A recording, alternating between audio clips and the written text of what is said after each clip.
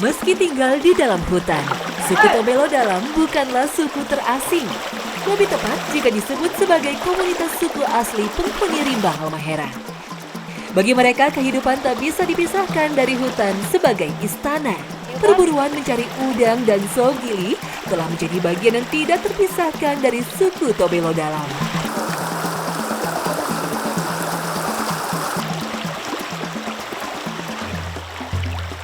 Kita mau cari protein, sumber protein masyarakat di Tobelo Dalam. Nah, ini jadi memang lokasi perburuannya seperti ini, cukup luas. Macam-macam yang diambil juga dari ikan, apa aja yang ada. Pokoknya yang pasti habitatnya air tawar. Nah, lucu nih alatnya. Ada yang pakai panah, ada juga yang pakai ini bambu diruncingin. Ini yang untuk sogili. Kasih tusuk begitu? Oh, baik. Yuk, kita lihat sama-sama yuk. Kita beruntung apa tidak hari ini. Angkat rame-rame batu. Penasaran dengan keahlian para penjelajah hutan Halmahera? Saya pun mencoba kemampuan saya mencari target buruan. Kan?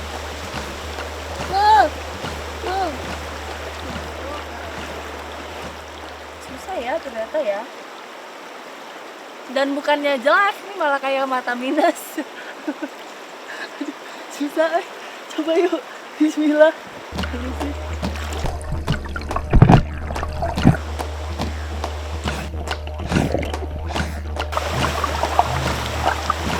Kayaknya saya tekniknya salah deh. Nggak jalan nyelup gitu kan ya. Aduh. Susah lah ternyata.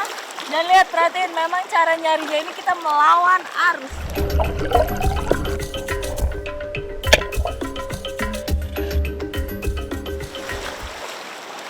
Udang apa ini bilang di sini? Udang kali. Ya, oke. Di sini bilangnya udang kali, memang ini udang air tawar, tapi lihat deh. Besar. Nah, tadi perhatiin kan, dia memang bersembunyinya di dekat kayu-kayu situ ya. Sah, ya kan? Ini yang tadi saya bilang prestis gitu, walaupun susah nyarinya, tapi begitu lihat, oh ternyata hasil buruannya yang seperti ini. Keren ya?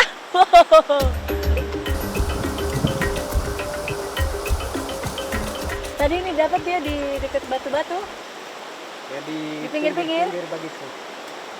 Ini lihat, biasa memang dapat ukuran sogili yang segini. Nah, ini lucu nih ya. Jadi sogili ini sebenarnya ini berlaku untuk semua jenis hewan yang hidup di air kalau menurut saya. Jadi kalau misalnya memang airnya itu permukaannya jernih, nah lihat, dia punya corak itu mirip sekali dengan sekitar. Jadi tidak mungkin dia berwarna mencolok kalau di air terang. Nah, kalau ini dia kan nyaru nih dengan batu-batu nanti atau lumut-lumut di pinggir.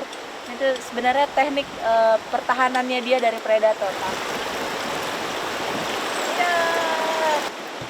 Ini dapat di bawah batu atau Di bawah batu. di bawah batu? Iya ya. Pinjam Oke. ya. Ayah, diputar. Lihat warnanya deh.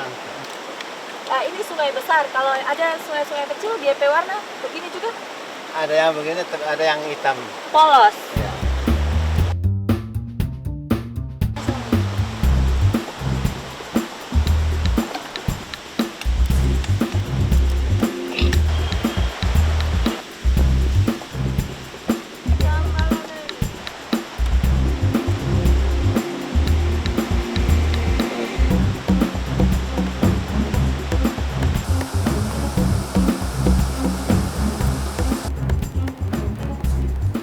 Rasa sogili ini seperti belut, seperti lele, tapi dia punya teksturnya mirip, tapi ada rasa gurihnya dari dagingnya sendiri. Jadi walaupun bumbu-bumbunya minim, bumbunya cuma pakai rica, garam, sama ada sereh.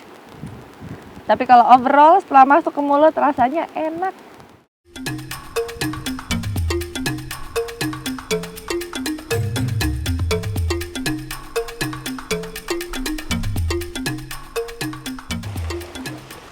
Saya lagi ada di Tutuling Jaya, daerah Subaim, Halmahera Timur. Nah, kalau misalnya lihat nih yang mulai manjat tanpa pengaman, ini namanya Mas Rian. Nah, kita lagi cari sarang semut. Sebenarnya sih memang dia endemik ya Asia Tenggara. Dia jatuh lagi. Dia endemik di Asia Tenggara. Cuman kalau di Indonesia itu penyebarannya di Papua ada, di Jawa ada, di Filipina ada. Kalau misalnya di luar dari Indonesia.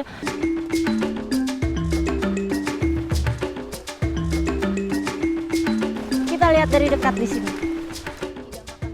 Jadi dia nih nama ilmiahnya adalah Myrmecodia aja. Kebayang nggak Myrmecodia itu adalah bahasa Yunani dari dikerubungi semut. Aduh. Jangan nyampe lompat ke saya, Mas. Nah, ini nih sebenarnya dia adalah tumbuhan epifit. Jadi umbinya di situ, batangnya di situ, buahnya di situ dan dia tidak mencari makan sama pohon soki ini. Jadi yang menunjang hidupnya tanaman epifit ini yaitu si semut. Nah, semut senang kenapa? Karena dia punya rongga dalam-dalam ini persis menyerupai sarang semut. Jadi ini bukan sarang semut beneran, melainkan ini buah sebenarnya.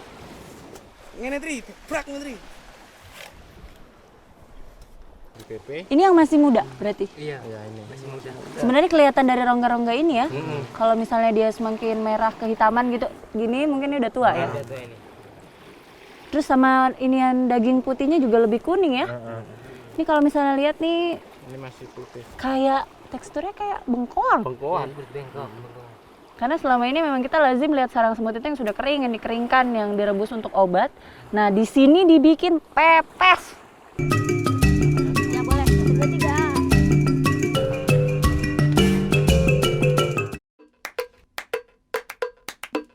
3. Bumbu dasar tak boleh absen. Bawang merah, bawang putih, dan kunyit. Ya, itu kayak sama ibu-ibu.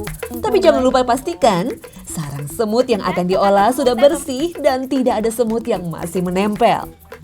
Tips mengolah sarang semut ala desa Sumbaim, pastikan jangan merebusnya terlalu lama agar tekstur renyahnya masih terasa. Banyak semuanya. Ini masih ada semut ya? Dia direbus selama 15 menit aja di air mendidih. Kenapa? Kalau misalnya terlalu lama justru khasiatnya nanti akan hilang. Ya. 15 menit dari sekarang.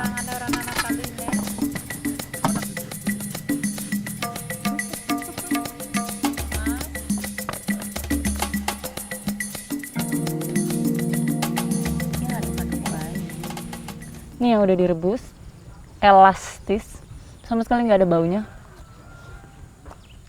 Benar kata reporter saya, tadinya saya agak-agak takut nih waktu pas makan ini dalam kondisi segar. Ternyata rasa dan teksturnya itu mirip sekali lobak atau bangkuang, tidak ada rasa yang dominan, tawar malah cenderung. Setelah semua bumbu dihaluskan, tak lupa tambahkan gula merah. Terakhir, masukkan semua bahan di dalam wadah bersama gula dan ayam kampung suwir. Biar puas.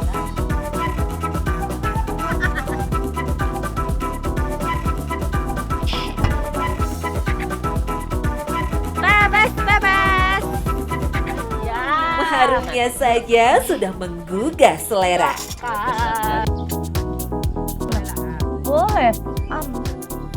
Pedes tapi enak. Bener, ini enak banget. Nah, obat itu kan sendiri memang identik dengan pahit, nggak enak. Nah, tapi kalau ini manfaatnya tetap ada dan yang pasti juga rasanya enak. Jadi kalau misalnya dibilang makanan penuh khasiat ya ini. Kalau di sini lazimnya untuk mengobati diare dan kalau misalnya untuk ibu-ibu yang menyusui ini bisa untuk memperbanyak ASI karena kandungannya sendiri yang tinggi flavonoid. Nah, flavonoid berarti untuk mencegah kanker. Lah, ini aku ambil 2 kan?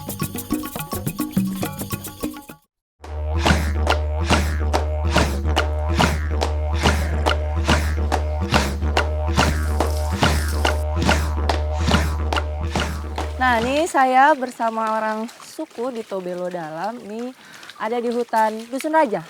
Iya. Betul ya, Dusun Raja nih sama Tete Markus. Kita mau cari sagu. Selama bertahun-tahun, suku Tobelo Dalam yang juga dikenal sebagai komunitas etnis Togudil hidup di hutan Pulau Halmahera secara nomaden. Suku Tobelo dalam catatan sejarah sebenarnya adalah bagian dari kelompok bangsa Portugis yang datang ke Maluku untuk menguasai rempah-rempah. Nah, ini pohon sagu yang siap dipanen. siap diambil. Usianya tadi saya tanya bercanda-canda aja. Bilang 1000 tahun kah, 100 tahun. Ini sebenarnya usia sagu 1 tahun yang bisa diambil. Iya, pegang.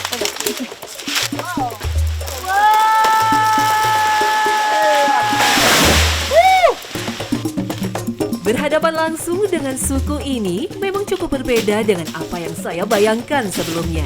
Kesan sederhana lebih terlihat bila dibandingkan orang Togutil kebanyakan.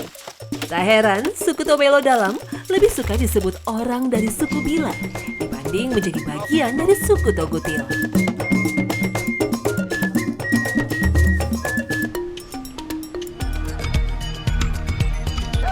Sagu memang tak bisa dilepaskan dari kehidupan sebagian besar suku yang ada di Indonesia Timur, terutama di Pulau Maluku dan Papua.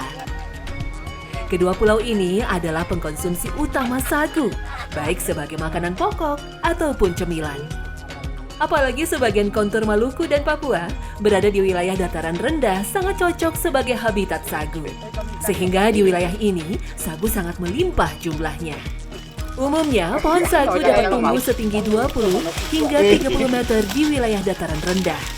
Di lingkungan ini, sagu memiliki peran yang sangat penting karena dapat mengabsorpsi atau menyerap emisi gas CO2 yang dikeluarkan dari lahan rawa dan gambut.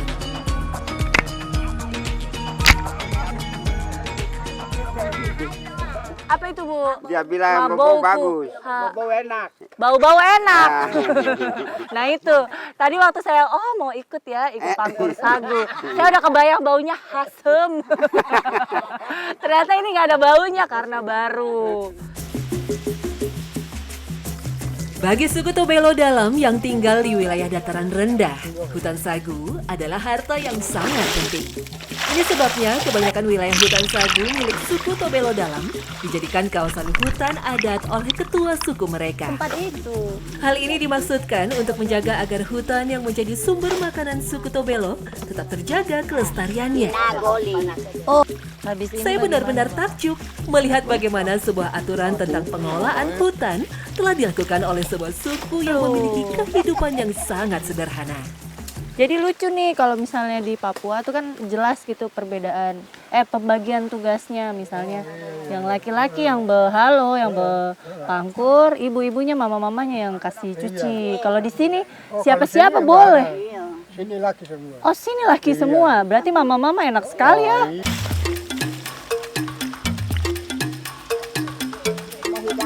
Faktanya, Indonesia memiliki areal hutan sagu terbesar di dunia, yaitu sekitar 1,30 juta hektar atau sekitar 50% dari areal hutan sagu dunia. Di wilayah Indonesia Timur, setidaknya ada sekitar 20 jenis pohon sagu yang menghasilkan tepung dengan warna dan rasa yang berbeda. Mama-mama masak saja. Ini nanti sudah boleh diambil? Iya, sudah boleh ya. Boleh. Nah, ini jadi begini, sistemnya setelah diperas, ini nanti dia akan mengendap nih sarinya di bawah, lalu nanti kita kasih keluar kantung. Lalu yang di bawah ini sudah ada, jadi nanti tempat wedi itu sudah boleh ya? Iya boleh.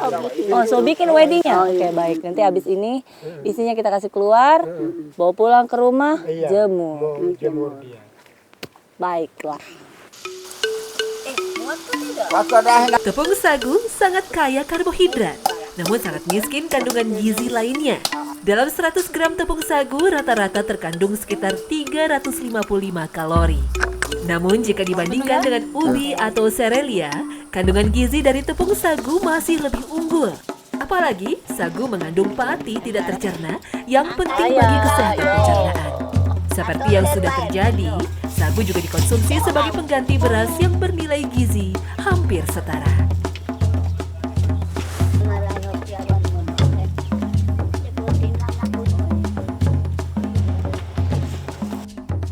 Lihat deh, ini tuh seperti cetakan kue.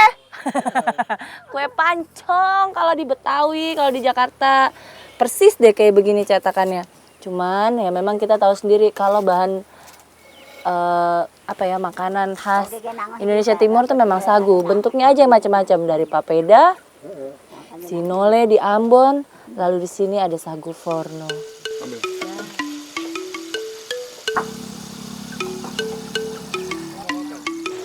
Nah ya mau. Ya. Dia pe. Iya. Rasanya ternyata sagu fordo ini di mulut terpisah dia, karena kita makan dengan air. Kalau kita tidak makan dengan kopi, dengan serat, pasti susah karena dia tidak ada pelembut, tidak ada pengembang. Dia betul-betul tepung sagu begitu aja. Nah tadi nih satu tempat yang tadi kita ambil itu bisa bertahan untuk 2 minggu. Oke, jadi kalau 2 minggu lagi ke depan nanti baru ambil sagu lagi begitu ya. Akar blei ini sendiri seperti tali-tali hutan. Ini untuk penghitam rambut.